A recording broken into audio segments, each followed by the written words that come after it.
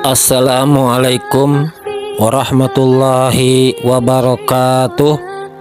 Allahumma sholli ala Sayyidina Muhammad wa ala alihi Sayyidina Muhammad. Salam sehat, bahagia selalu pada semuanya, dimanapun adanya. Semoga kesehatan dan keberkahan senantiasa menyertainya. Bismillahirrahmanirrahim.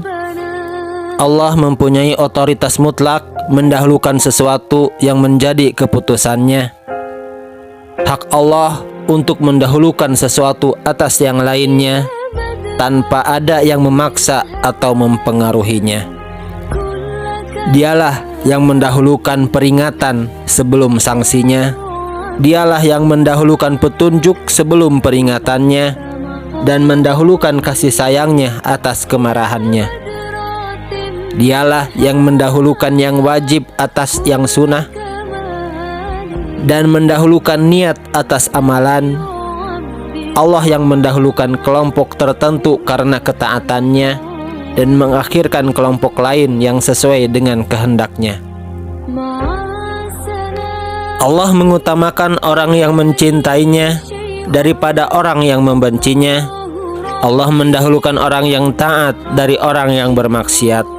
Jika antara orang yang baik dengan orang yang buruk, tidak ada yang Allah utamakan.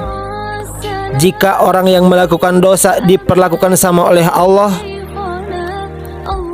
tidak didahulukan dan tidak diakhirkan orang-orang yang bermaksiat, maka yang akan terjadi adalah yang taat akan rajin berbuat maksiat, yang bermaksiat akan bertambah maksiatnya. Allah Subhanahu wa ta'ala berfirman, katakanlah, samakah orang yang buta dengan yang dapat melihat? Atau samakah yang gelap dengan yang terang?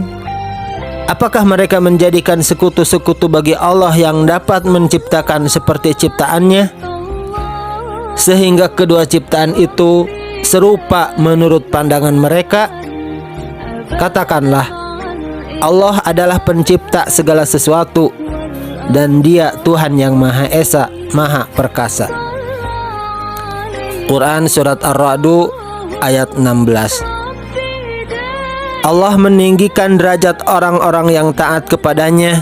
Ketika kita taat kepada Allah, kita hidup sesuai dengan aturan Allah, kita memegang ajaran kebenaran, maka Allah tidak mungkin akan menyamakan kita dengan orang-orang yang menyimpang. Pasti kita diutamakan oleh Allah. Allah akan mengutamakan seseorang dari orang yang lainnya itu berdasarkan amal solehnya. Allah akan mengutamakan seseorang dari orang yang lainnya itu berdasarkan ketaatannya. Umar bin Khattab ketika menjadi khalifah menggantikan Abu Bakar. Umar bin Khattab di atas mimbar, di mana mimbarnya ada tangga-tangganya. Setelah beliau sampai di tangga yang paling tinggi, kemudian beliau turun dari tempat yang tinggi ke tangga yang di bawahnya. Setelah selesai khutbah, orang-orang pun bertanya pada Umar, "Wahai Umar, mengapa engkau tadi turun dari tangga yang paling tinggi untuk tangga yang paling bawah dari tangga itu?" Umar menjawab, "Karena aku tahu bahwa yang biasa berada di tangga yang paling tinggi adalah Abu Bakar. Maka tidak layak bagiku, tidak pantas bagiku untuk berada di tangga di mana Abu Bakar bertempat di situ. Aku tidak pantas menandingi Abu Bakar." Lihatlah bagaimana kedudukan Abu Bakar dijaga oleh Allah Subhanahu wa ta'ala. Karena ketaatan Abu Bakar pada Allah sangat luar biasa. Kedermawanannya kepada agama Allah, dinul Islam, sangat luar biasa. Kita tahu bagaimana Umar bin Khattab ingin menandingi Abu Bakar dalam bersedekah. Di bawah hartanya sangat banyak. Lalu Rasul bertanya kepada Umar, "Wahai Umar, apakah kau sisakan hartamu untuk keluargamu?" Umar berkata, "Ada ya Rasulullah, aku sisakan untuk keluargaku." Tidak lama kemudian Abu Bakar datang membawa hartanya yang sangat-sangat banyak. Saat itu Rasulullah bertanya pada Abu Bakar, "Wahai Abu Bakar, apakah kau sisakan hartamu untuk keluargamu?" Abu Bakar berkata, "Tidak satupun harta yang aku sisakan buat keluargaku, karena telah aku sisakan untuk keluargaku Allah dan Rasulnya." Jadi wajar Abu Bakarlah yang menggantikan imam sholat Rasulullah. Abu Bakarlah yang menemani Rasulullah di Gua Tsur, dan Abu Bakarlah yang menjadi khalifah setelah wafatnya Rasulullah Shallallahu Alaihi Wasallam. Allah mendahulukan Abu Bakar daripada Umar bin Khattab.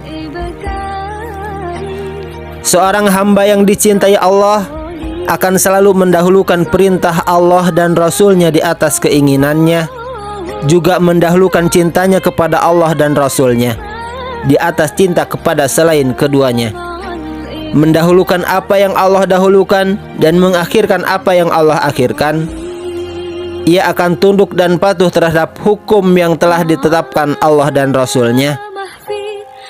Seorang hamba yang dicintai Allah akan selalu mengedepankan kepentingan kemaslahatan umat di atas kepentingan pribadi. Allah Subhanahu wa ta'ala berfirman, "Hai orang-orang yang beriman, janganlah kamu mendahului Allah dan Rasulnya dalam menetapkan sebuah hukum, dan bertakwalah kepada Allah. Sesungguhnya Allah Maha mendengar lagi Maha mengetahui." Quran Surat Al-Hujurat ayat 1. Semoga bermanfaat. Wassalamualaikum warahmatullahi wabarakatuh. Alhamdulillahi rabbil alamin.